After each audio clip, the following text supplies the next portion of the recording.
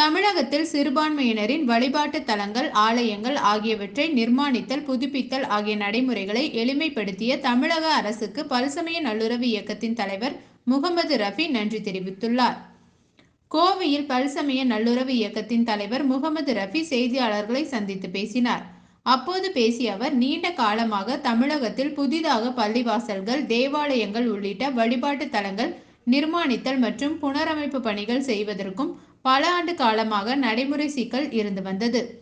இதை இஸ்லாமிய சமுதாயத்தின் சார்பிலும் தமிழக சிறுபான்மை நலத்துறை அமைச்சர் செஞ்சி மஸ்தான் உள்ளிட்டோர், தமிழக முதலமைச்சர் திராவிட மாடல் நல்லாட்சி நடத்தி வரும் மு.க. ஸ்டாலின் கவனத்திற்கு எடுத்து சென்று தீர்வு காண கோரிக்கை வைத்தோம்.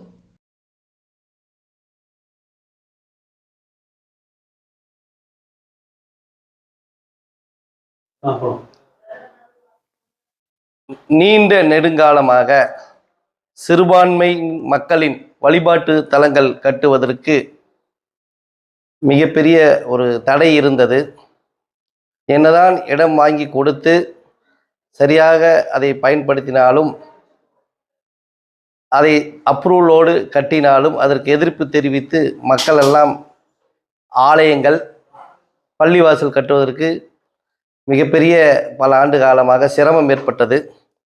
தமிழக அரசு சிறுபான்மை மக்களின் வழிபாட்டு தலங்கள் கட்டுவதற்கு தடையில்லா சான்று பெற இருந்த நடைமுறைகளை எளிதாக்கி சிறப்பான ஒரு திட்டத்தை, ஒரு அறிவிப்பை